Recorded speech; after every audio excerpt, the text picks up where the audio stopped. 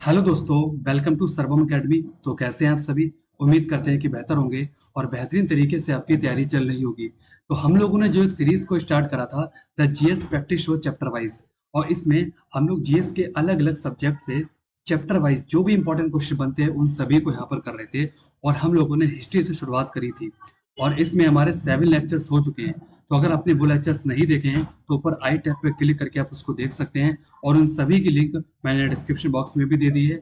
और उसकी अलग से प्लेलिस्ट आपको चैनल पर भी मिलेगी, तो आप लोग वहां से जाकर के उसको देख सकते हैं। तो उन 7 लेक्चर्स में हम लोगों ने मॉडर्न पीरियड तक कंप्लीट कर लिया था। तो अगर नहीं देखा है तो जाकर के आप उसको देख लें। आज बात करेंगे 8th लेक्चर के बारे में, जो कि होगा पोस्ट मॉडर्न पीरियड से, यानी कि मॉडर्न पीरियड के बाद फिर कौन कौन सी डायनेस्टीज यहाँ पर आती हैं उसके बारे में हम लोग बात करेंगे। तो चलिए शुरू करते हैं। और अभी तक आपने हमारा यूट्यूब चैनल सब्सक्राइब नहीं किया है तो उसको सब्सक्राइब कर लें, ताकि इस सीरीज के जितने भी वीडियोस होंगे उसका नोटिफिकेशन आपको मिल जाएगा। और इस क्लास की जो पीडीएफ होगी बाइलिंगुअल फॉर्मेट में, वो भी आपको हमारे टेलीग्राम चैनल पर मिलेगी। और टेलीग्राम चैनल का लिंक मैंने डिस्क्रिप्शन बॉक्स में दे दिया है, तो वहां से जाकर के आप उसको डाउनलोड कर सकते हैं। इसके अलावा आपको करंट अफेयर्स की बुकलेट भी मैं डेली अपलोड करता हूँ अपने टेलीग्राम पर, तो वहां से आप उसको देख सकते हैं, जो कि बहुत ही इंपॉर्टेंट क्वेश्चन रहते हैं करंट अफेयर्स से रिलेटेड। तो चलिए शुरू करते हैं। और वीडियो अच्छी लगे तो उसको लाइक करना और इसको ज़्यादा से ज़्यादा शेयर करते हैं, ठीक है। तो जो हमारे इससे पहले 7 लेक्चर्स हो चुके हैं, 7 लेक्चर्स में हम लोगों ने मॉडर्न पीरियड तक कंप्लीट कर लिया था, ठीक है। नहीं देखा है तो जा करके देखें, पहले इन लेक्चर्स को देखें, उसके बाद 8th लेक्चर के बारे में हम लोग यहाँ पर बात करेंगे, ठीक है। तो बिल्कुल सिक्वेंस वाइज आप देख पा रहे हो, सभी चीजों को हम लोग चैप्टर वाइज कर रहे हैं, ठीक है। तो सबसे पहले आप कोई बीच का चैप्टर देखेंगे तो इतना क्लियर नहीं हो पाएगा, इसलिए स्टार्टिंग से लास्ट तक बिल्कुल सीक्वेंस वाइज देखिए। सबकी प्लेलिस्ट आपको चैनल पर मिलेगी। तो चलिए शुरू करते हैं, ठीक है। तो पोस्ट मॉडर्न पीरियड, ठीक है। तो पोस्ट मॉडर्न पीरियड से पढ़ने से पहले हम लोग सबसे पहले थोड़ा सा लिंक देखते हैं पिछले से, क्योंकि हिस्ट्री बिना लिंक से नहीं हो पाती है, ठीक है। तो इससे पहले हम लोगों ने क्या पढ़ा था? इससे पहले हम लोगों ने मॉडर्न पीरियड पढ़ा था। तो मॉडर्न पीरियड का जो सबसे लास्ट रूलर था, क्या नाम था उसका? बृहद्रथ, ठीक है। तो बृहद्रथ का एक कमांडर इन चीफ था जिसका नाम था पुष्यमित्र शुंग। तो पुष्यमित्र शुंग ने बृहद्रथ को मार के फाइनली मगध पर मौर्यन एम्पायर का एंड किया और एक नई डायनेस्टी को शुरू किया, जिसको हम लोग सुंग डायनेस्टी के नाम से जानते हैं, और जिसका फाउंडर कौन होगा? फिर पुष्यमित्र सुंग होगा। तो अब यहाँ पर शुरुआत होती है, ठीक है। अब इसके बैकग्राउंड के पीछे जाएंगे तो थोड़ा सा हमें और समझना है क्या कि जो मॉडर्न पीरियड था, मॉडर्न पीरियड बहुत ही बड़े एरिया में हमें देखने को मिलता है, ठीक है। कुछ जैसे अफगानिस्तान से लेकर के यहाँ पर नीचे कावेरी रिवर तक, और यहाँ पे हमें बांग्लादेश तक, ठीक है। सेंट्रल पावर कहाँ पर है? सेंट्रल पावर हमारी मगध में बैठी हुई है, ठीक है। तो यहाँ पर तो भाई बृहद्रथ बैठे हैं, ठीक है। ये इन्हें ओइनी का कमांडर इन चीफ क्या है? पुष्यमित्र शुंग है, ठीक है। तो इसको मारकर ही इस वाले रीजन को तो रूल कर लेता है, लेकिन फिर यहाँ वाला रीजन जो है वो सेंट्रल पावर से बिल्कुल अलग हो जाता है, यानी कि फाइनली एम्पायर इसका जो था वो डिसेंट्रलाइज हो जाता है, यानी कि कई हिस्सों में डिवाइड हो जाता है। तो जो इंडिया वाला पार्ट है वो तो इंडियन डायनेस्टीज रूल करेंगी, लेकिन जो नॉर्थ वेस्ट वाला पार्ट है, ठीक है, जो अफगानिस्तान वाला पाकिस्तान वाला पार्ट है, उसमें फॉरेन रूलिंग डायनेस्टीज रूल करेंगी, जो इधर से डायनेस्टीज आ रही है, ठीक है। तो अब क्या देखने को मिलता है कि मॉडर्न पीरियड के बाद हमें इंडिया में डिसेंट्रलाइजेशन देखने को मिलता है, यानी कि एक तरीके से कई सारी डायनेस्टीज में अब इंडिया डिवाइड हो जाएगी। तो उन्हीं डायनेस्टीज को हम लोग यहाँ पर पढ़ते हैं, ठीक है।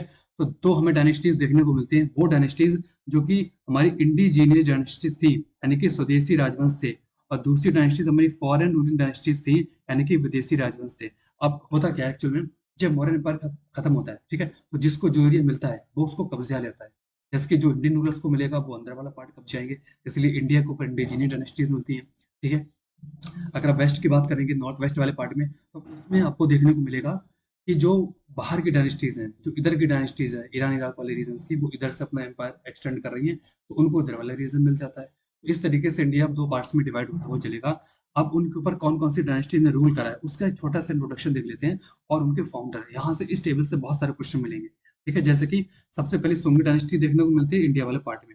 सुंग डायनेस्टी के फाउंडर कौन है? पुष्यमित्र शुंग है, ठीक है। उसके बाद हमें देखने को मिलेगी कणव डायनेस्टी, इसके फाउंडर वसुदेव है। उसके बाद देखने को मिलेगा सातवाहन, ठीक है, डायनेस्टी या सातवाहन एम्पायर है, जिसका फाउंडर सिमुक है। उसके बाद वाकाटका, जिसका फाउंडर कौन है? विंध्य शक्ति। ये सारे मैंने टाइम पीरियड के अकॉर्डिंग लगाए हैं।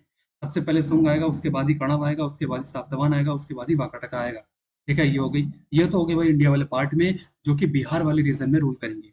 वही मैं बात करूंगा फॉरेन रूलिंग के बारे में। तो फॉरेन रूलिंग में सबसे पहले हमें देखने को मिलता है इंडो ग्रीक्स, ठीक है, जिसको हम लोग इंडो ग्रीक बोलते हैं, ठीक है, या हिंदू यूनान बोल देते हैं। ठीक है। इसका फाउंडर कौन था? इसका फाउंडर था ड्रीमेटियस, और इसको ड्रीमेटियस फर्स्ट के नाम से हम लोग जानते हैं। ठीक है। उसके बाद कौन आएंगे? तो ये भी सब टाइम पीरियड कॉर्ड लगे। उसके बाद आएंगे शक। तो शक है, शक की कई सारी ब्रांच हमें देखने को मिलती है। ठीक है। जैसे कि जो मॉस है, ठीक है, वो तक्षशिला वाले रीजन में होगी। रजुला है वो कि मथुरा वाले रीजन में होगी। और चस्टन है उज्जैन वाले रीजन में। और भूमा का जो कि नासिक वाले रीजन में। ठीक है। तो ये हमें इसकी ब्रांचेस देखने को यहाँ पर मिलती है। ठीक है। उसके बाद इसके बाद आएंगे यहाँ पर हमारा पल्लव। ठीक है, इनको पार्थियंस बोलते हैं। और इसका फाउंडर कौन है? इसका फाउंडर है गोंडोफेरस। ठीक है, ये गोंडोफेरस बोलते हैं फर्स्ट। तो ये इसका फाउंडर है। उसके बाद यहाँ पर हमें देखने को मिलता है कुषाण। कुषाण का फाउंडर कौन है? ये है हमारा कुजुल कर्थिसेस। ठीक है। तो ये हमें इसके फाउंडर देखने को मिलता है। ये भी टाइम पीरियड के अकॉर्डिंग ही है कि सबसे पहले इंडो ग्रीक्स, उसके बाद शक, उसके बाद पल्लव, उसके बाद कुषाण। तो कभी कभार ये सीरीज में पूछ लेता है कि किसने किसके बाद रूल करा है, तो ये भी बिल्कुल सीरीज के अकॉर्डिंग लगा दिया है। ये भी सीरीज के अकॉर्डिंग लगा दिया है। तो ऐसे ही आपको याद रखना है, सबके फाउंडर भी यहाँ पर लिखे हुए हैं। अब बात करते हैं पहले क्वेश्चन से। ठीक है। आई होप आपको थोड़ा सा बैकग्राउंड समझ आ रहा है कि एक्चुअल में हो क्या रहा है। ठीक है। पहले क्वेश्चन की बात करते हैं। ठीक है। Pushyamitra the commander of the last Mauryan empire Brihadratha, ठीक है, असाइन देखो, assignated the king and founded a new dynasty which was following was his lineage। यानी कि अंतिम मौर्य सम्राट जो बृहद्रथ था, उसका सेनापति कौन था? पुष्यमित्र शुंग। ठीक है। पुष्यमित्र शुंग ने राजा की हत्या कर दी, यानी कि बृहद्रथ की हत्या कर दी और एक नए वंश की स्थापना करी। वो वंश कौन सा था पूछा तो बात कर चुके हैं, ये था हमारा शुंग वंश। तो ऑप्शन नंबर जो ए है वो इसका सही हो जाएगा। ठीक है। अब हम लोग यहाँ पर बात करेंगे कि बृहद्रथ को भैया मारा था पुष्यमित्र शुंग ने, और फाइनली 185 बीसी में इसकी फाउंडेशन होती है। और शुंग डायनेस्टी हमारी 72 बीसी तक यहाँ पर चलेगी। इतने लंबे टाइम पीरियड तक हमारी शुंग डायनेस्टी यहाँ पर देखने को मिलती है। ठीक है। अब शुंग डायनेस्टी के बारे में बात करते हैं। तो शुंग डायनेस्टी के फाउंडर तो आपने पता कर ही लिया है, फाउंडर पुष्यमित्र शुंग भैया है। ठीक है। अब इसके इंपॉर्टेंट रूलर्स कौन कौन से हैं, क्योंकि कई बार डायरेक्ट रूलर पूछता है ये रूलर किस डायनेस्टी का है। तो पोस्ट मौर्यन और पोस्ट गुप्ता, ये दो पीरियड ऐसे हैं जिसमें बहुत सारी डायनेस्टीज मिलेंगी। इनके रूलर्स हम लोग भूल जाते हैं, तो हर डायनेस्टी के हम लोग इंपॉर्टेंट रूलर्स को करेंगे। ठीक है। तो रूलर्स हम शुंग के बारे में बात करते हैं। शुंग डायनेस्टी के मेजर रूलर्स कौन कौन से? पुष्यमित्र शुंग जो कि इसका फाउंडर है, उसके बाद अग्निमित्र, उसके बाद वसुमित्र, उसके बाद वज्रमित्र, उसके बाद देवभूमि। ठीक है। तो ये हमें मेजर रूलर्स यहाँ पर देखने को मिलते हैं। तो इन्हीं से ज्यादा क्वेश्चन बनता है, मैंने इन्हीं को फोकस करना, आपको सिर्फ यही देखने को मिलेंगे। ठीक है।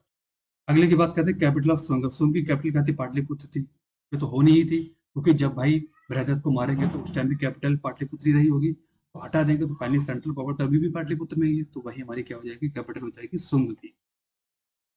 ठीक है। अगले की बात करते हैं। सेकंड क्वेश्चन कह रहा है कि the traditional construction in the great Buddhist stupa at Bharuch was during the reign of, यानी कि भरूच में महान बौद्ध स्तूप के अतिरिक्त निर्माण में मतलब के शासनकाल के दौरान होता, मतलब किसके शासनकाल के दौरान होता है ये पूछा है। इस डायनेस्टी के शासनकाल में हुआ था। ठीक है। तो हम बुद्धिज्म के बारे में पढ़ते हैं। तो मौर्यन एम्पायर के टाइम पीरियड में बुद्धिज्म सबसे चरमोत्कर्ष पर था। ठीक है। और उसके चलते बहुत सारे स्तूपों का निर्माण करवाया गया था। जैसे कि अशोक है, अशोक ने बहुत सारे स्तूपों का निर्माण कराया था। ठीक है, 3rd सेंचुरी बीसी में। और इसमें एक स्तूप हमें भरूच स्तूप देखने को मिलता है, जो कि मध्य प्रदेश में पड़ता है। ये रीजन आप देख पा रहे हैं। ठीक है। ये है हमारा भरूच स्तूप। ठीक है। अब जब अशोक के टाइम पीरियड में ये बना था, तो सिंपल सा सिर्फ एक स्ट्रक्चर था, ये हेमिस्फेरिकल। ठीक है। लेकिन इसके बाद जो एक्सटर्नल जो इसमें कुछ एडिशनल कंस्ट्रक्शन हुई, जैसे कि रेलिंग्स वगैरह है, ठीक है, या फिर ये गेट है, ठीक है, इसको हम लोग तोरण बोलते हैं। क्या बोलते हैं? तोरण। ठीक है। ये ठीक है। तो ये किसके टाइम पीरियड में बनवाए गए हैं? तो भाई मॉडर्न पीरियड तो खत्म हुआ है, अब इसके बाद पोस्ट मॉडर्न पीरियड है। और पोस्ट मॉडर्न में सबसे पहले सुंग डायनेस्टी है। तो सुंग डायनेस्टी के टाइम पीरियड में ही भरूच स्तूप में एडिशनल कंस्ट्रक्शन करवाया गया था। तो इसको ऑप्शन नंबर जो है वो ए सही हो जाएगा, यानी कि सुंग पीरियड के दौरान। ठीक है, याद रहेगा। अगली बात करते हैं। अगला यहाँ पर 3rd नंबर का मैंने लिया है कि Patanjali the famous grammarian was a contemporary of, यानी कि प्रसिद्ध व्याकरणविद पतंजलि किसके समकालीन थे? आपने पतंजलि का नाम बहुत फेमस सुना होगा। ठीक है। ठीक है। जैसे कि बाबा रामदेव का नाम सुना होगा, वो पतंजलि के प्रोडक्ट बनाते हैं। जैसे कि आपने मंजन देखा होगा पतंजलि का, साबुन देखा होगा, शैम्पू देखा होगा, आटा देखा होगा, बेसन देखा होगा। तो बहुत सारे प्रोडक्ट हमने पतंजलि के देखे होंगे। ठीक है। तो ये वही पतंजलि ऋषि हैं जिनके नाम पर ये सारी चीजें आप देख पा रहे हैं, प्रोडक्ट देख पा रहे हैं। ठीक है। इन्हीं के नाम पर पूरी फैक्ट्री चल रही है पतंजलि की। ठीक है। तो वही पतंजलि हैं। तो पतंजलि जो थे वो किसके समकालीन थे, यानी किसके टाइम पीरियड के साथ रहते थे, यानी किसकी कोर्ट में रहते थे बोल सकते हैं, या फिर किसके टाइम पीरियड में थे ये बोल सकते हैं। तो किसके टाइम पीरियड में जो चल रहा है हमारा पुष्यमित्र शुंग भैया। तो भाई ऑप्शन नंबर ए इसका क्या हो जाएगा? सही हो जाएगा। तो पुष्यमित्र शुंग के टाइम पीरियड में ही पतंजलि ही थे। और इस बात की जानकारी हमें कैसे मिलती है भाई? तो हिस्ट्री सिर्फ सोर्सेज पर बेस्ड है। सोर्सेज मिला होगा, क्या सोर्सेज मिला है? ये सोर्सेज मिला है कि पुष्यमित्र जो शुंग था, ठीक है, पुष्यमित्र शुंग जो कि फाउंडर है, ठीक है, इसने 2 अश्वमेध यज्ञ करवाए थे, और उन 2 अश्वमेध यज्ञ का जो तरीके से सेग थे, या फिर जो पंडित थे, पुजारी थे, वो हमारे पतंजलि ही थे। ऋषि यानी कि पतंजलि ही थे, ठीक है। तो पतंजलि ने ही 2 यज्ञ करवाए थे। किसने करे थे? पुष्यमित्र शुंग ने करे थे। और इस बात की जानकारी हमें अयोध्या इंक्रिप्शन से मिलती है। कहाँ से मिलती है? अयोध्या इंक्रिप्शन से इस बात की जानकारी मिलती है, ठीक है। और पतंजलि कौन थे, इसके बारे में बात करते हैं। तो पतंजलि एक ग्रामेरियन थे, बहुत ही फेमस है, और इनकी एक बुक हमें देखने को मिलती है, एग्जाम में कई बार बनता है, जो कि है हमारी महाभाष्य, ठीक है, जो कि एक टिप्पणी हमें देखने को मिलती है संस्कृत ग्रामर की। संस्कृत ग्रामर के रूल्स हमें इसमें देखने को मिलते हैं, पतंजलि ने लिखा था। तो पतंजलि किसके टाइम पीरियड में थे भैया? पुष्यमित्र शुंग के टाइम पीरियड में थे, ये आपको याद रखना है। अगले की बात करते हैं। अगला यहाँ पर दे रखा है हमारा 4 नंबर का। इसमें कह रहा है कि which one of the following epic of the ancient India has the love story of the son of the founder of Pushyamitra dynasty, यानी कि या फिर शुंग डायनेस्टी, ठीक है। तो प्राचीन भारत में निम्नलिखित महाकाव्य में से किस एक में शुंग वंश के संस्थापक के पुत्र की प्रेम कहानी है, ठीक है। तो शुंग वंश के संस्थापक भैया पुष्यमित्र शुंग है। तो पुष्यमित्र शुंग का बेटा कौन था? वो था अग्निमित्र। क्या नाम था? अग्निमित्र। देखो यहाँ पर दिखाते हैं, अभी यहाँ पढ़ता कहाँ यही है, ये है, ठीक है। तो पुष्यमित्र शुंग ही है, इनका बेटा कौन है? अगला बेटा इनका अग्निमित्र, ठीक है। तो अग्निमित्र इनका बेटा है। तो इन्हीं की एक लव स्टोरी देखने को मिलती है, ठीक है। तो एक एपिक आई है, ठीक है। और उस एपिक का नाम क्या है? उस एपिक का नाम है मालविका अग्निमित्रम। जिसका ऑप्शन नंबर क्या हो जाएगा? बी सही है। अब इनकी जो लव स्टोरी है, ठीक है, किसकी है? अग्निमित्र की लव स्टोरी भैया, किसकी है? अग्निमित्र। अब अकेले थोड़ा ना होगी, किसी ना किसी महिला के साथ होगी, ठीक है। तो अग्नि जो मित्र हैं, इनकी लव स्टोरी किसके साथ देखने को मिलती है? मालविका के साथ देखने को मिलती है। तो मालविका जो कि इनकी एक दासी थी, ठीक है। तो अग्निमित्र और इनकी दासी मालविका, इन दोनों के बीच में वही प्यार हो जाता है। और इसकी लव स्टोरी के ऊपर कालिदास क्या करते हैं? एक बुक को लिख देते हैं। कालिदास भैया सही है, दूसरा प्यार कर रहा है, ये उसकी लव स्टोरी लिख रहे हैं, ठीक है। तो ये कौन है भैया? कालिदास के जो मालिकाग्निमित्रम, इसी समय देखने को मिलता है, ड्रामा है, कालिदास ने लिखा है। तो ये क्वेश्चन बनेगा इंपॉर्टेंट, ठीक है। तो बस ज्यादा कर यही क्वेश्चन बनता है कि पुत्र कौन था? तो वो था अग्निमित्र, उसी की लव स्टोरी है मालिका के साथ, ठीक है। कालिदास ने इसको लिखा है, बस बात करते हैं, इतनी हमको याद रखना है। अगली बात करते हैं, ठीक है। तो शुंग डायनेस्टी इतनी ही थी हमारी। शुंग डायनेस्टी से यही इंपॉर्टेंट क्वेश्चन बनते हैं, यही क्वेश्चन एग्जाम में बार बार रिपीट होते हैं, इसके अलावा ज्यादा क्वेश्चन देखने को नहीं मिलते। 90% क्वेश्चन आपको इसी पीडीएफ से देखने को मिलेंगे। फिर बात करेंगे अगली, ठीक है। अगला क्या है? Who was the founder of Karna dynasty, ठीक है। तो सबसे पहले क्या थी? शुंग। अब शुंग के बाद कौन आएगी भाई? कर्ण आएगा। तो ठीक है, तो अब बात करते हैं, ठीक है। तो शुंग डायनेस्टी के फाउंडर कौन थे? ये थे हमारे वसुदेव, ठीक है। क्या नाम था? वसुदेव। इनका पूरा नाम था वसुदेव कणव, ठीक है। तो अब क्या होगा? अब आगे फर्दर डायनेस्टी हमारी कणव चलेगी, ठीक है। तो कणव डायनेस्टी के जो फाउंडर है वो वसुदेव कणव है, ठीक है। 73 बीसी में इसकी फाउंडेशन हुई है। It was initially minister of सुंग एम्परर देवभूति। तो लास्ट हमने रूलर देखा था सुंग का, वो था देवभूमि बोलते हैं, देवभूति बोलते हैं, ठीक है। तो भाई ये लास्ट रूलर था, उसको मारा, उसको मार के फिर गद्दी हथिया ली। यही होगा, पूरी हिस्ट्री में ही होगा। राजा आगे वाला जो होगा, उसको मारकर फाइनली काम तमाम और नए एम्पायर की फाउंडेशन। तो अब भाई कणव डायनेस्टी आ गई है। तो देवभूति को मारकर किसने? कणव ने क्या करा? फिर से एक नए एम्पायर की फाउंडेशन करी है, ठीक है। और फाइनली वो राजगद्दी पर बैठा है, ठीक है। अब जो कणव डायनेस्टी है, कणव डायनेस्टी के हमें इंपॉर्टेंट रूल्स ज्यादा देखने को नहीं मिलते हैं।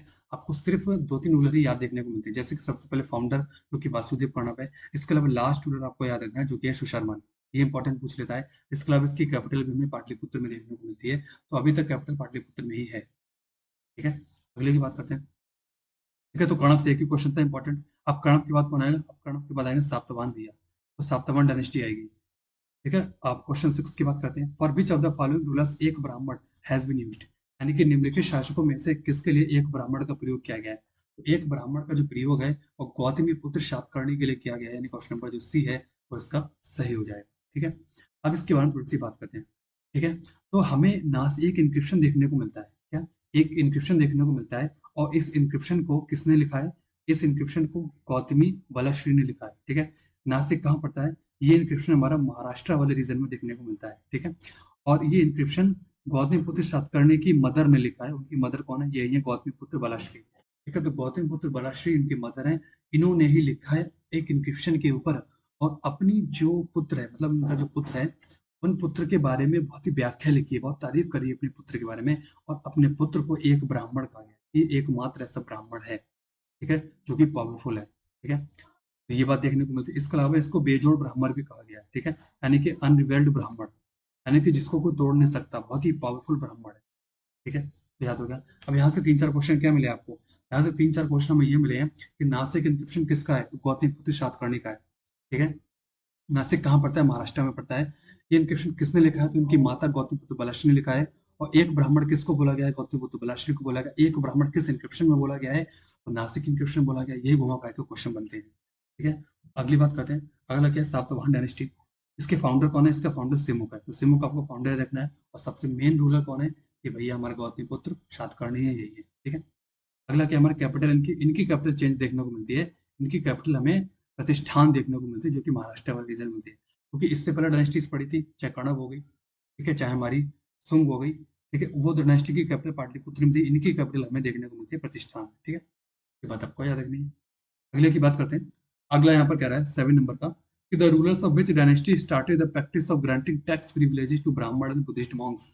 यानी किस वंश के शासकों ने ब्राह्मणों और बौद्ध भिक्षुओं को कर मुक्त गांव देने की प्रथा शुरुआत करी, ठीक है। तो किसने ये प्रथा शुरुआत करी थी, ये भाई इन्हीं लोगों ने करी, सातवाहनों ने करी। तो ऑप्शन नंबर जो सी है इसका सही हो जाएगा। अब इसमें होता क्या है, कि जो ब्राह्मण है और जो बौद्ध भिक्षु हैं, ठीक है, उनको कर मुक्त गांव देने की प्रथा स्टार्ट करी। यानी कि ऐसा गांव उनको दिया जाता था जिनसे कोई भी टैक्स नहीं लिया जाएगा। टैक्स नहीं लिया जाएगा तो फाइनली इनके वेलफेयर के लिए ही काम किया जा रहा है, ठीक है, उनके फायदे के लिए ही काम किया जाता है।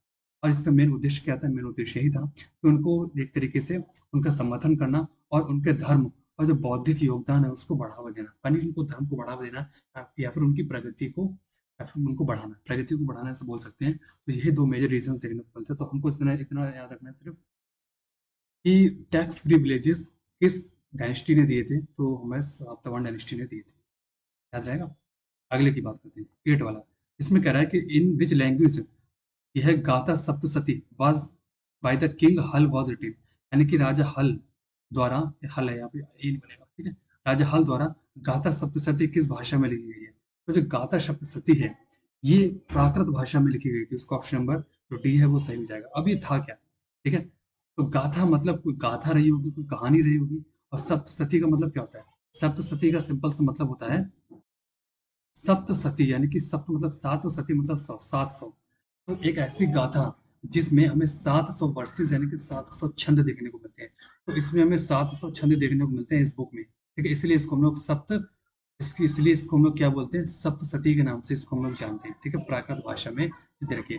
एक्चुअली में इसमें इस बात का डिस्क्रिप्शन देखने को मिलता है कि बेसिकली जो मैरिज लाइफ है, ठीक है, उसमें कौन कौन सी प्रॉब्लम्स होती है, या फिर मैरिज लाइफ को कैसे अच्छे तरीके प्रमोट करना है, लव स्टोरीज वगैरह, ये सारी बातें चीज हमें देखने को मिलती है। और जो हल है, हल क्या है, ये एक सातवाहन डायनेस्टी के रूलर ही देखने को हमको मिलते हैं, ठीक है। अगले की बात करते हैं। अगला क्वेश्चन यहाँ पे कह रहा है 9 नंबर का, कि which Indian native dynasty is issued their own coins with portraits of the rulers on them. यानी कि किस विदेशी भारतीय राजवंश ने अपने शासकों के चित्रों के साथ अपने स्वयं के सिक्के जारी करे थे। किसने करे थे, सातवाहनों ने करे थे। ऑप्शन नंबर जो सी है सही हो जाएगा, यानी कि सातवाहन डायनेस्टी, ठीक है।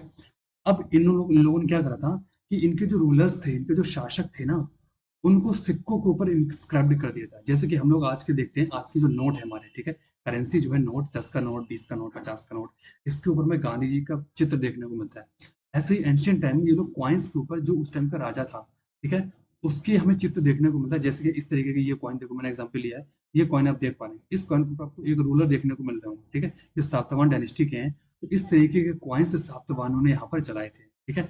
और ये प्रथा जो है इन्होंने कहाँ से सीखी थी, ये प्रथा इन्होंने इंडो ग्रीक से सीखी थी। क्योंकि पहले इंडो ग्रीक्स करते थे, बाद में इन लोगों ने करा था। इंडियन नेटिव की बात हो रही है, ठीक है, क्योंकि इंडियन की बात हो रही है तो सातवाहन हो गए, ठीक है। और इंडो ग्रीक्स तो इंडिया के थे ही नहीं, वो तो बाहर के थे, ठीक है।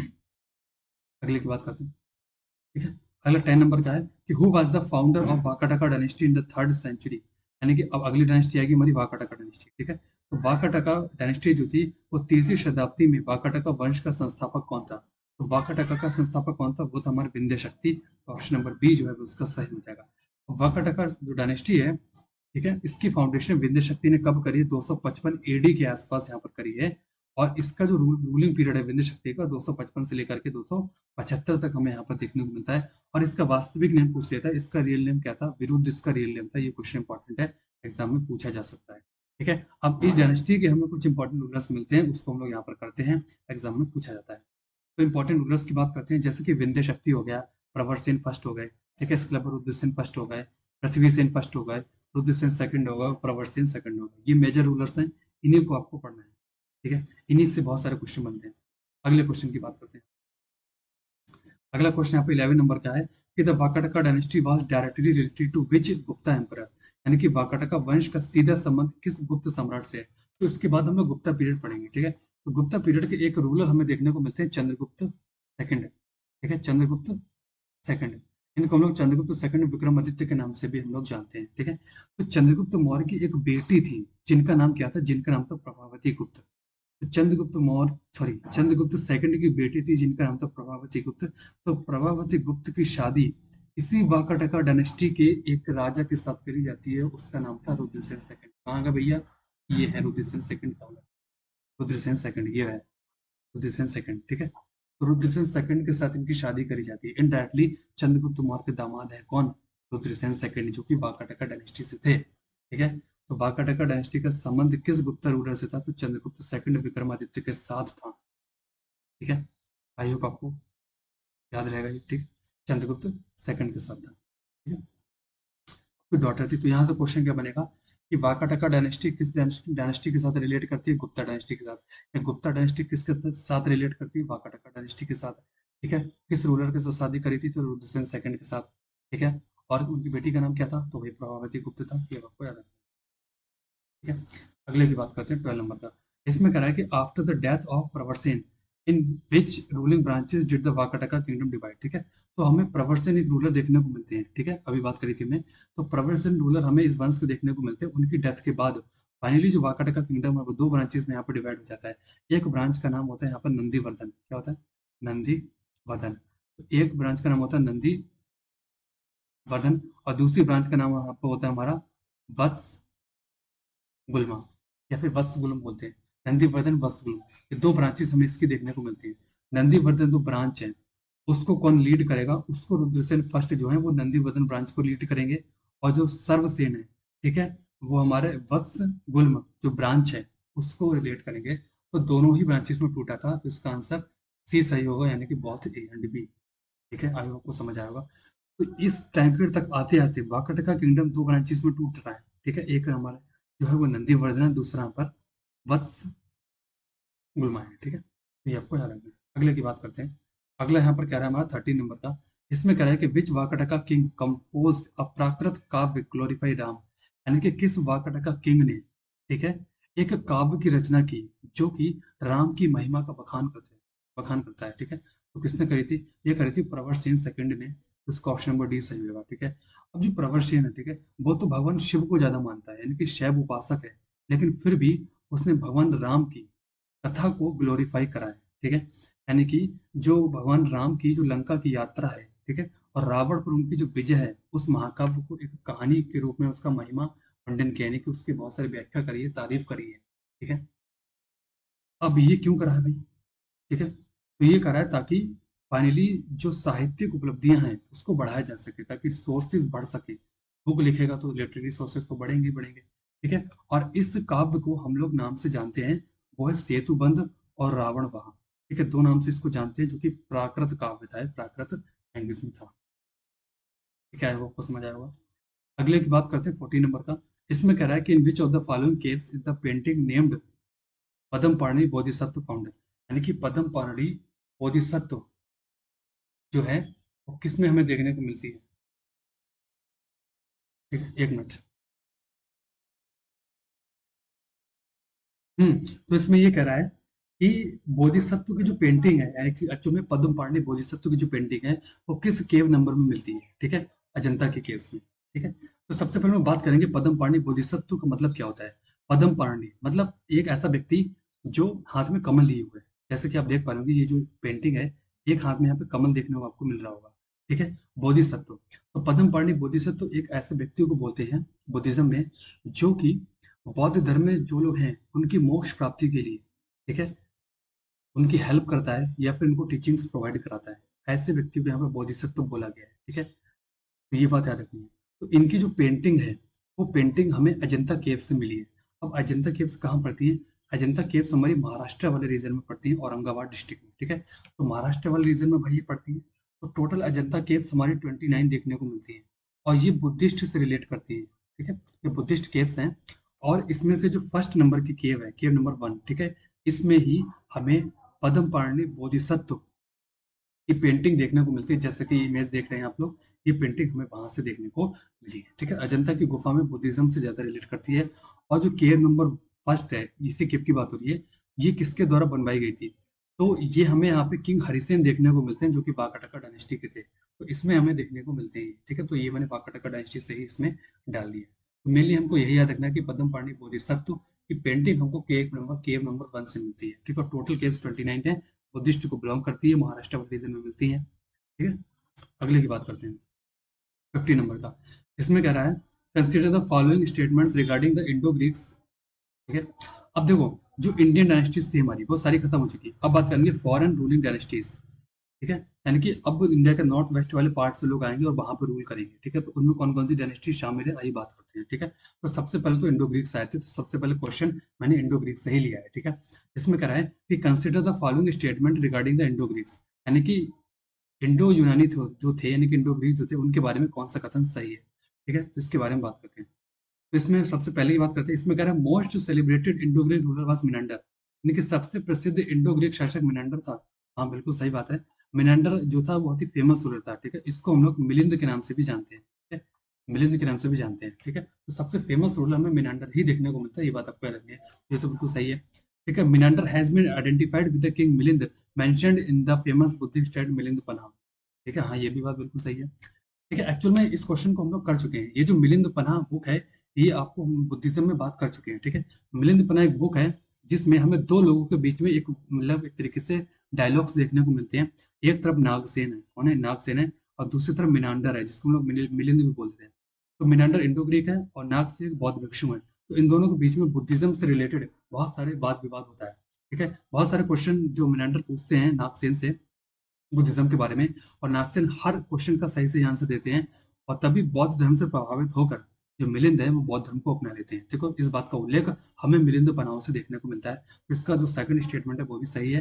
तो अगली बात करते हैं कि मिलिंद पनाह contains philosophical questions that Milind asked Amrapali, ये तो गलत है, ठीक है। क्योंकि मिलिंद ने क्वेश्चन किससे पूछे थे? नागसेन से पूछे थे। किससे पूछे? नागसेन, क्योंकि बौद्ध भिक्षु थे, अम्रपाली से नहीं पूछे थे। तो ये तो गलत हो गया, ठीक है। देखो, impressed by answers king Milinda accepted Buddhism as his religion, हाँ ये सही है।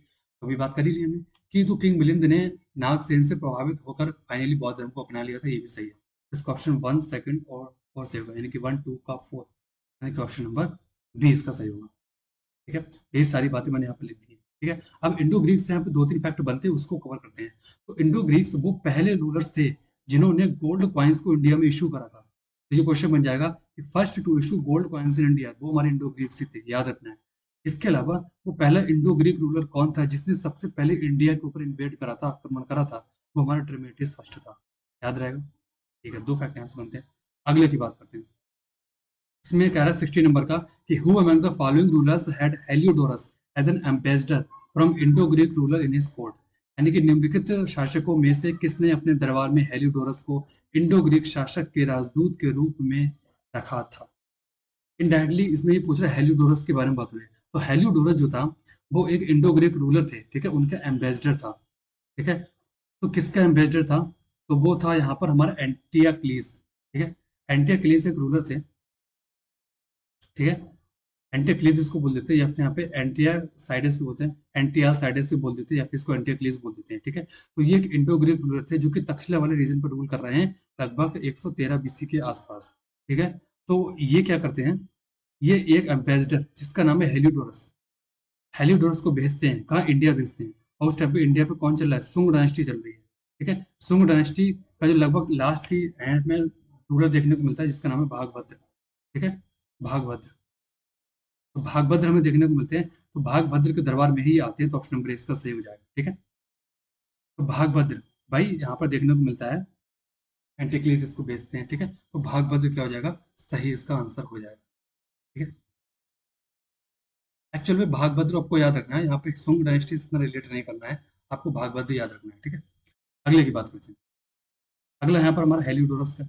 अब कौन कौन से क्वेश्चन बनते हैं हेलियोडोरस से? तो जब हेलियोडोरस इंडिया में आया, तो इंडिया में आने के बाद इसने एक पिलर इंक्रिप्शन बनाया, और उसको हम लोग बेशनगर पिलर इंक्रिप्शन के नाम से जानते हैं, जो कि विदिशा वाले रीजन था। विदिशा कहाँ पड़ता है? मध्य प्रदेश में पड़ता है। ठीक है, लगभग 110 बीसी के आसपास।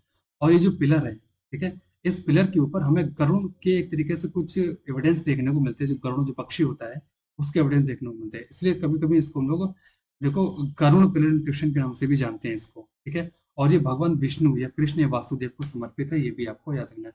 ठीक है, तो इस क्वेश्चन की समरी के बारे में क्या बात करेंगे कि हेलियोडोरस भेजा गया था एंटियोकस के द्वारा इसके दरबार में, भागभद्र के दरबार में, और ये एक तरीके से एक पिलर को बनाया था, वैष्णव पिलर इंक्रिप्शन को बनाया था। तो इतने फैक्ट हमारे यहाँ से बनते हैं। अगले क्वेश्चन की बात करते हैं। अगला क्वेश्चन यहाँ पर दे रहा है 70 नंबर का। ठीक है, तो 70 नंबर की बात करते हैं। इसमें कह रहा है कि in the Junagadh inscription which among the following Shaka ruler achievements are highlighted, यानी कि जूनागढ़ शिलालेख में निम्नलिखित शक शासकों में से किस पर प्रकाश डाला गया। बहुत इंपॉर्टेंट है, कई बार एग्जाम में यहाँ से क्वेश्चन बनता है। ठीक है, तो वो रूलर कौन थे? वो हमारे थे रुद्रमन। तो रुद्रमन हमें एक शक रूलर देखने को मिलते हैं। ठीक है, ये शक रूलर है भाई साहब। ठीक है, और इनका ही हमें जूनागढ़ इंक्रिप्शन देखने को मिलता है। कुछ याद आ रहा है? इससे पहले लेक्चर्स में हम लोगों ने जूनागढ़ के बारे में पढ़ा है। ठीक है, जो कि सुदर्शन लेख के बारे में हमको बताता है। तो ये क्वेश्चन मैंने यहाँ भी डाला है, वहाँ भी डाला है, क्योंकि बहुत इंपॉर्टेंट है। ठीक है, लेकिन इसका फॉर्मेट मैंने थोड़ा चेंज कर दिया है। तो ये आपको यहाँ पे एक बड़ा सा देखने को मिलता है पत्थर टाइप का इंक्रिप्शन। इसके ऊपर आप देख पा रहे हो यहाँ पे लिखा हुआ है। ठीक है, ठीक है, अब इसके बारे में बात करते हैं। ठीक है, तो जो जूनागढ़ शिलालेख है, ये रुद्रमन का, ये बात तुमने बात कर ली है। ठीक है, और ये उनकी उपलब्धियों के बारे में प्रकाश डालता है, रुद्रमन के बारे में। ठीक है, विशेष रूप से सुदर्शन झील, वही बात आ गई, तो सुदर्शन लेक के बारे में देखने को मिलता है। इसकी फाउंडेशन किसने करी थी, मतलब किसने इसको बनाया था? तो पुष्यगुप्त ने बनवाया था। पूरा नाम क्या था? पुष्यगुप्त वैश्य। ठीक है, जो कि चंद्रगुप्त मौर्य के कौन थे? गवर्नर थे। ठीक है, और एक मौर्य युग में जलाशय पर उसके जीर्णोद्धार कार्य का विवरण देता है, यानी कि इसके रिपेयरिंग का जो थोड़ा बहुत काम है, वो यहाँ पर अशोक के एक अमात्य ने भी करवाया था। ठीक है, जिसका नाम प्रशासन था। अब उसके बाद अब यहाँ पे ये पीरियड आ रहा है, रुद्रमन ने भी इसके बहुत सारे इसके ऊपर काम किए थे। इसके बाद आगे पढ़ेंगे गुप्ता, उसने भी इसमें डैम बनवाया गया था। तो ये सारी चीजें इसमें मिलती है। ठीक है, तो इसकी रिपेयरिंग भी कराई थी किसने? रुद्रमन ने। इसी बात की जानकारी हमें यहाँ से देखने को मिलती है जूनागढ़ इंक्रिप्शन से। ठीक है, जो कि संस्कृत भाषा में पहला इंक्रिप्शन में देखने को मिलता है। तो क्वेश्चन पूछ लेगा कि वो पहला इंक्रिप्शन कौन था संस्कृत भाषा में? तो रुद्रमन का जूनागढ़ अभिलेख। ये कहाँ पड़ता है? गिरनार हिल्स में पड़ता है, क्योंकि गुजरात वाले रीजन में था। ये क्वेश्चन सबसे ज्यादा पूछा गया है कि जूनागढ़ कौन से रीजन में पड़ता है? गिरनार वाले रीजन में पड़ता है। गिरनार, गिरनार, गिरनार, बस गिरनार याद रखना है। ठीक है, अगली बात करते हैं 80 नंबर का। इसमें कह रहा है कि who started the Vikram Samvat, यानी कि विक्रम संवत की शुरुआत किसने की थी? तो विक्रम संवत की शुरुआत इसके नाम में छुपा हुआ है, विक्रमादित्य ने करी थी। तो ऑप्शन नंबर जो सी है वो सही होगा। विक्रम संवत यानी कि ऐसी डेट, ठीक है, जहां से एक अलग ही चीजों की लोग स्टार्टिंग करते थे। ठीक है, जैसे कि किंग विक्रमादित्य थे। ठीक है, 57 बीसी में उन्होंने शकों को हराया था, और उसी हराने के उपलक्ष्य में उन्होंने क्या किया कि 57 बीसी में, ठीक है, एक नई डेट जारी कर दी, एक कैलेंडर जारी कर दिया। ठीक है, जिसको हम लोग विक्रम संवत या विक्रम संवत कैलेंडर के नाम से हम लोग इसको जानते हैं। और शक क्या थे? शक एक्चुअल में नोमैडिक पीपल्स थे, यानी कि जिसको हम लोग बोलते हैं नोमैडिक, मतलब जो घूम घूम कर अपना जीवन यापन करते, कुछ यहाँ रहे कुछ वहाँ रहे, जैसे नोमैड्स उसको हम लोग बोल सकते हैं। ठीक है, और इंडिया के कई मतलब पार्ट पे उन लोगों ने रूल किया था। ठीक है, और इसी से हमें विक्रम संवत कैलेंडर की स्टार्टिंग देखने को मिलती है। ठीक है, तो ये बात आपको याद रखनी है। कैसे याद रहेगा? जैसे कि यहाँ पर टाइमलाइन की बात करते हैं थोड़ी, ये होगी हमारी टाइमलाइन। ठीक है, ये हमारी फर्स्ट सेंचुरी एडी। ठीक है, ये फर्स्ट सेंचुरी एडी है, यहीं पर जीसस का जन्म हुआ था। और ये वही पीरियड है जिसमें हमारे ग्रिगोरियन कैलेंडर जो था, ग्रिगोरियन कैलेंडर की स्टार्टिंग हुई, जिसको हम इंग्लिश कैलेंडर भी बोलते हैं, इंग्लिश कैलेंडर। और वो आज हम लोग ब्रिटिश गवर्नमेंट जो अप्लाई करके गई, वही आज तक चल रहा है। ठीक है, इसके लगभग 57 साल पहले यहाँ पर बीसी था, इसके यहाँ पर बीसी था, इसके यहाँ पर एडी था, एडी है, ये बीसी। ठीक है, तो इसके 57 साल पहले 57 बीसी यहाँ कैलेंडर विक्रम संवत का स्टार्ट होता है, यहाँ कैलेंडर ग्रिगोरियन का स्टार्ट होता है। ठीक है, तो ये 57 साल का फर्क पड़ जाता है, ये बात आपको याद रखनी है। अगले क्वेश्चन की बात करते हैं। अगला क्वेश्चन कह रहा है कि who among the following introduced gold coins for regular use in India, यानी कि निम्नलिखित में से किसने भारत में नियमित उपयोग किए के लिए सोने के सिक्के पेश किए थे? किसने करे थे? ये बात आपको याद रखनी है। इससे पहले हमने पढ़ा था इंडो ग्रीक्स। तो इंडो ग्रीक्स वो पहले ऐसे रूलर थे जिन्होंने गोल्ड कॉइन्स को नियम इंट्रोड्यूस करा था। ठीक है, लेकिन ज्यादा बड़े पैमाने पर नहीं किया था, लेकिन बहुत ही बड़े पैमाने पर रेगुलर यूज के लिए किसने करा था? तो वो कुषाणों ने करा था। और कुषाणों में भी आपको ये रखना है विम कॉन्फ्यूशियस ने करा था, तो ऑप्शन नंबर ए इसका सही हो जाएगा। तो फर्स्ट गोल्ड कॉइन्स जो है रेगुलर यूज के लिए इंडिया में कुषाणों ने करे थे, क्योंकि विम कॉन्फ्यूशियस ने करे थे। ठीक है, और कुषाण डायनेस्टी सबसे बड़ी डायनेस्टी हमें देखने को मिलेगी, ठीक है, नॉर्थ वेस्ट वाले पार्ट में, क्योंकि चाइना तक लगभग फैली हुई थी। फर्स्ट सेंचुरी एडी से लेकर थर्ड सेंचुरी एडी के आसपास हमें ये देखने को मिलता है इंडिया के नॉर्थ वेस्ट वाले रीजन्स में कुषाण डायनेस्टी। ठीक है, अब इसके कुछ रूलर्स के बारे में हम लोग यहाँ पर बात कर लेते हैं। देखिए इंपॉर्टेंट रूलर्स यहाँ से कई बार क्वेश्चन पूछ लेता है कि किस डायनेस्टी से बिलोंग करते हैं, तो उनके रूलर्स करते हैं। तो सबसे पहले आता है हमारा कुजुल कड़फिसेस, जो कि इसके फाउंडर थे, फिर भीम कड़फिसेस, फिर कनिष्क फर्स्ट, उसके बाद विशिष्ट विश्क कनिष्क सेकंड और वसुदेव फर्स्ट। ये इंपॉर्टेंट रूलर्स है। इसमें सबसे ज्यादा इंपॉर्टेंट यहाँ पर है हमारा कनिष्क सेकंड। ठीक है, इसके बारे में सबसे ज्यादा क्वेश्चन बनते हैं, तो इसको हम लोग ज्यादा फोकस करेंगे यहाँ पर। ठीक है, तो इस एम्पायर को आप लोग देख सकते हैं, ये है हमारा कुषाण एम्पायर पूरा, देख पा रहे हैं कितने बड़े एरिया में फैला हुआ है। ठीक है, कुछ पार्ट्स में चाइना का भी यहाँ पे देखने को मिलता है, बाकी इतने बड़े एरिया में कुषाण एम्पायर फैला हुआ था। ठीक है, अगले क्वेश्चन की बात करते हैं 20 नंबर का। इसमें कह रहा है कि the Shaka era began in the year, यानी कि शक संवत या फिर शक युग किस वर्ष में शुरू किया गया था। तो पीछे हमने पढ़ा था विक्रम संवत, जो कि कब स्टार्ट हुई थी, जो कि 57 बीसी में शुरुआत हुई थी। शक संवत जो स्टार्ट हुई है वो हमारी 78 एडी में स्टार्ट हुई है। ठीक है, विक्रम संवत और ये शक संवत याद होगी। कैसे याद रखना, ये हमारी टाइम लाइन है, याद तो रहेगा, ये होगा। ठीक है, ये फर्स्ट सेंचुरी एडी है। एक इस जो मेन जहाँ पे इंग्लिश कैलेंडर स्टार्ट हुआ ना, एक इसके लेफ्ट साइड में थी बीसी, जो को विक्रम संवत बोलते हैं 57 बीसी, और एक इसके राइट साइड में होते हैं यानी कि एडी, जिसको हम लोग 78 एडी बोलते हैं, जिसको हम लोग शक संवत बोलते हैं। तो विक्रम संवत पहले, शक संवत बाद में। तो विक्रम संवत 57 साल पहले स्टार्ट हुआ है इंग्लिश कैलेंडर के, और जो शक संवत है वो 78 साल बाद में स्टार्ट हुआ है, जहाँ पे इंग्लिश कैलेंडर की शुरुआत हुई है। तो ये बात याद रखिए। और जो हमारा इंग्लिश कैलेंडर है, ठीक है, इसकी शुरुआत किसने करी है, और इंग्लिश कैलेंडर बोल रहा हूँ मैं। ठीक है, शक कैलेंडर की बात हो रही है, तो शक संवत की शुरुआत कनिष्क के द्वारा ही करी गई है। ठीक है, शक संवत 78 एडी के आसपास हुई है, ये मतलब आसपास के यही हुई है, और इसी टाइम पर कनिष्क का राज्याभिषेक हुआ था। ठीक है, और इसी को हम लोग नेशनल कैलेंडर के रूप में मान्यता देते हैं, जिसको 22 मार्च 1957 में मान्यता यहाँ पर मिली थी। ठीक है, और इसको हम लोग हिंदू कैलेंडर के नाम से भी जानते हैं। किस नाम से जानते हैं, हिंदू कैलेंडर के नाम से भी जानते हैं। ठीक है, अब हिंदू कैलेंडर के मंथ के नियम आपने सुने होंगे, क्योंकि इंग्लिश कैलेंडर से थोड़ा सा डिफर रहते हैं। जैसे कि अगर इंग्लिश कैलेंडर जैसे हमें नवरात्रि स्टार्ट होती है हिंदी में, तो हिंदी के जो नवरात्रि है वो यहीं से स्टार्ट होते हैं, जिसको हम लोग यहाँ पे शक संवत बोलते हैं। ठीक है, जैसे कि अगर हम बात करें इंग्लिश कैलेंडर की, तो पहला महीना जनवरी का होता है। पहला महीना किसका होता है, जनवरी का होता है यहाँ पे। लेकिन यहाँ की हिंदी कैलेंडर में यहाँ से स्टार्ट होती है, जिसमें चैत्र, वैशाख, जेठ, आषाढ़, ठीक है, श्रावण, भाद्रपद, अश्विनी, कार्तिक, मार्गशीर और पौष, माघ और फाल्गुन। ठीक है, ये 12 मंथ्स देखने को मिलते हैं। एक्चुअली होता क्या है कि इंग्लिश कैलेंडर के 15 डेज इस मंथ के, 15 डेज इस मंथ के मिला करके हिंदी के मंथ बनते हैं। ठीक है, आपको याद रखना है। ठीक है, तो ये तो हो गया भाई कनिष्क के काम। ठीक है, अब कनिष्क के बारे में और बात जानकारी हम लोग यहाँ पर इकट्ठी करते हैं, कई बार क्वेश्चन पूछ लेता है कनिष्क के बारे में। ठीक है, तो एक आपको रूट देखने को मिलेगा जो कि सिल्क रूट। ठीक है, अभी सिल्क रूट क्या है, इसके बारे में पहले बात करते हैं। तो सिल्क रूट जो है, ये तीन बड़े बड़े लैंड पार्ट को जोड़ता है। जैसे कि जो हमारे यहाँ पर अफ्रीका वाला पार्ट है, एशिया वाला पार्ट है, यूरोप वाला पार्ट है, इस पार्ट को जोड़ने वाला एक बहुत बड़ा रूट था, जिसको हम लोग सिल्क रूट बोलते हैं। ठीक है, और इससे बहुत सारा ट्रेड होता था अलग अलग यहाँ पर कंट्रीज के बीच में, कुषाण एम्पायर के मतलब टाइम पीरियड में। तो इसको खोल दिया था इंडियंस के लिए, किसने, कनिष्क ने। तो कनिष्क ने सिल्क रूट को खोल दिया था इंडियंस के लिए। ये क्वेश्चन बना हुआ है, ये क्वेश्चन मैंने यहाँ पर डाल दिया। ठीक है, याद रखना। इसके अलावा कनिष्क जो था उसको हम लोग सेकंड अशोक के नाम से जानते हैं, द्वितीय अशोका क्यों जानते हैं, इसके बारे में थोड़ी सी बात करते हैं। जैसे अशोक क्या था, अशोक बौद्ध धर्म को मानने वाला था। ठीक है, तो इसको हम लोग बहुत सारे काम करे हैं अशोक ने बौद्ध धर्म का प्रचार प्रसार करने के लिए, वैसे ही कनिष्क ने भी बहुत सारे काम करे हैं बौद्ध धर्म के प्रचार प्रसार के लिए। ठीक है, इसलिए कनिष्क को क्या बोला जाता है, सेकंड अशोका बोला जाता है। जैसे कि सिल्क रूट को खोला, जिससे कि चाइना और दूसरी कंट्रीज में बुद्धिज्म फैल पाया, पहला काम। दूसरा काम, बहुत सारे स्तूप भी इसने बनवाए थे कनिष्क ने। ठीक है, इसके अलावा फोर्थ जो बुद्धिस्ट काउंसिल है, फोर्थ बुद्धिस्ट काउंसिल हमारी जो है कुंडलवन कश्मीर में हुई है 72 एडी में, ये भी कनिष्क ने इसको पैटर्नाइज किया था। ठीक है, तो इतने ज्यादा काम से बुद्धिज्म से करें, इसलिए इसको सेकंड अशोका के नाम से हम लोग जानते हैं। ठीक है, और फोर्थ बुद्धिस्ट काउंसिल में ही जो बुद्धिज्म है वो दो पार्ट्स में डिवाइड होता है, जिसको हम लोग हीनयान और महायान के नाम से जानते हैं। ठीक है, तो महायान बुद्धिज्म को बढ़ावा देने के लिए बहुत सारे काम करे हैं कनिष्क ने। ठीक है, इसलिए इसको हम लोग बोलते हैं क्या, सेकंड अशोका।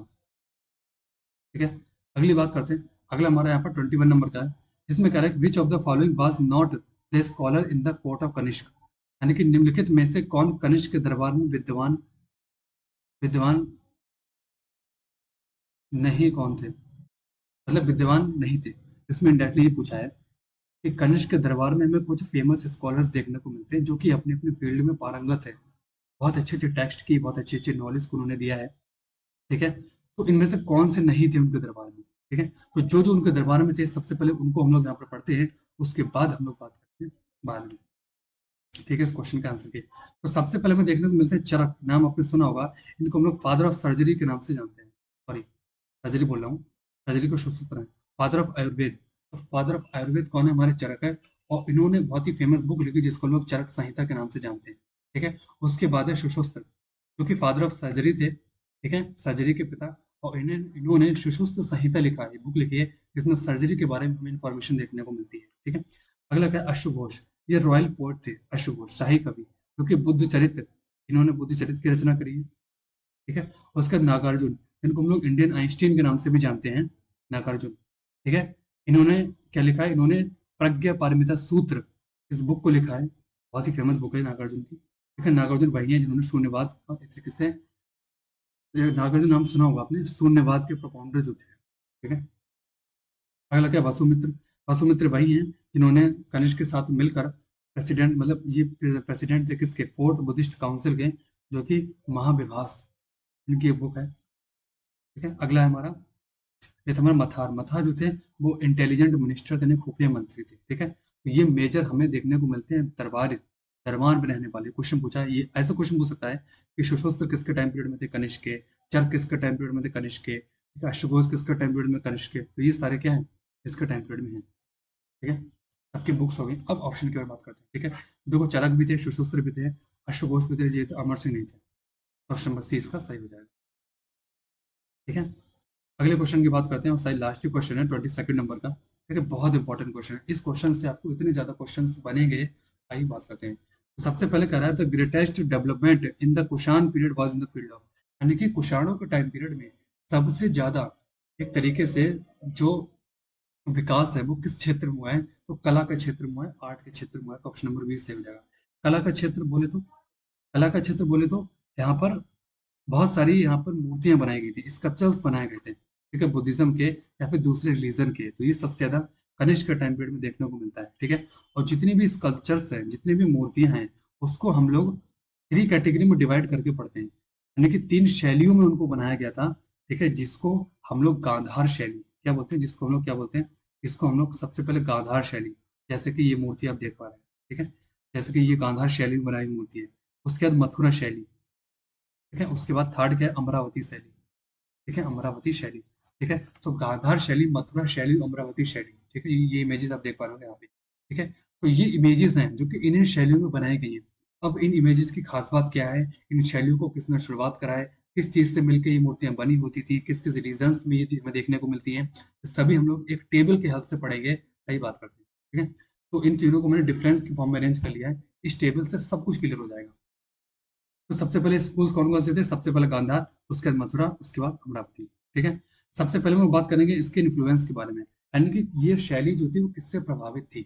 तो गांधार जो शैली है वो इंडो ग्रीक्स के द्वारा प्रभावित थी। इंडो ग्रीक्स के बहुत सारे भगवान आपको ऐसे देखने को मिलेंगे, उनकी मूर्तियां ऐसे देखने को मिलेंगी जैसे कि ये मूर्तियां है गौतम बुद्ध की। तो उनसे प्रभावित होकर, क्योंकि नॉर्थ वेस्ट वाले पार्ट में ना, तो उनसे प्रभावित होकर गौतम बुद्ध की भी ऐसी मूर्ति यहाँ पर बनाई गई थी। ठीक है, और इसमें, और इसको संरक्षण किसने दिया था, कुषाण रूलर्स ने दिया था। और इसका एरिया आपको पता ही है, क्योंकि इंडो ग्रीक्स कहाँ रूल किया था, नॉर्थ वेस्ट वाले पार्ट में रूल किया था, गांधार वाले रीजन में। ठीक है, अभी किस चीज से मिलकर बनी होती थी, तो ये ब्लूइश ग्रे सैंडस्टोन से बनी होती थी, यानी कि लगभग नील डार्क नीला बोल दो या फिर ग्रे बलुआ पत्थर जो था, जैसे आप यहाँ पर ग्रे टाइप का देख पा रहे हैं, ग्रे से बनी हुई है। ठीक है, तो इस तरीके की यहाँ पे इमेजेस से और यहाँ से पत्थर से बनी होती थी, और ये ज्यादातर बुद्धिज्म से रिलेट करती है, यानी कि ज्यादातर मूर्तियां जो बौद्ध धर्म को ही यहाँ पर प्रमोट करती हैं। ठीक है, ये तो होगी हमारी गांधार शैली। मथुरा शैली जो है ये स्वदेशी शैली थी। ठीक है, और इसको संरक्षण कुषाण रूलर्स ने दिया था। एक्चुअली में कुषाण जो है उनकी कैपिटल हमें मथुरा भी देखने को मिलती है। ठीक है, एक कैपिटल मथुरा भी देखने को मिलती है। तो मथुरा वाले रीजन में जो भी मूर्तियां बनी है वो मथुरा शैली में बनी है, और इसको संरक्षण कुषाणों ने दिया है। ठीक है, इसका एरिया मथुरा वाला रीजन था, और ये स्पॉटेड रेड सैंडस्टोन यानी कि लाल बलुआ पत्थर जो धब्बेदार था, जैसे देख पा रहे होंगे, लाल बलुआ पत्थर धब्बेदार, धब्बे धब्बे पड़े व्हाइट कलर के, ठीक है। तो इस पत्थर से इस मूर्तियां ये बनाई जाती थी, ठीक है। और ये हमारी हिंदुज्म, बुद्धिज्म और जैनिज्म तीनों धर्म से संबंधित है, ठीक है। ऐसा नहीं है कि सब गौतम बुद्ध की मूर्तियां बनेगी। इसके अलावा हमें हिंदू भगवान की या फिर जैनिज्म की, बहुत सारे तीर्थंकर्स की हमें मूर्तियां भी इस शैली में देखने को मिलती हैं, ठीक है। उसके बाद थर्ड आएगी अमरावती शैली। अमरावती शैली ये इंडिजीनियस यानी कि भारतीय शैली थी, और इसको संरक्षण सातवाहनों ने दिया था। सातवाहन जो कि लगभग आंध्र प्रदेश वाले रीजन में उन लोगों ने रूल किया था, अमरावती और नागार्जुनी कोंडा वाला जो रीजन था उसमें, ठीक है। ये ज्यादातर व्हाइट मार्बल से बनी होती थी, जैसा आप देख पा रहे होंगे, ठीक है। और आपको देखने को मिल रहा होगा इसमें हमें स्टोरीज दिख रही है। जैसे इसमें तो सिंगल सिंगल एक मूर्ति देखने को मिल रही है, लेकिन इसमें बहुत सारी स्टोरीज देखने को मिल रही है, ठीक है। तो ये जो स्कल्पचर्स हैं, ये जो आर्ट है उसमें हमें ज्यादातर स्टोरीज देखने को मिलती है बुद्धिज्म की। किसकी स्टोरी है? बुद्धिज्म की। तो बौद्ध धर्म की बहुत सारी स्टोरी, जातक स्टोरीज जो है, देखिए बौद्ध मतलब गौतम बुद्ध की जो पुरानी कथाएं हैं, पुराने जन्म की मतलब पिछले जन्म की, उनकी कथाओं को हमें देखने को मिलता है इसमें, ठीक है। तो ये होगी हमारी तीनों शैलियाँ, गांधार, मथुरा, अमरावती।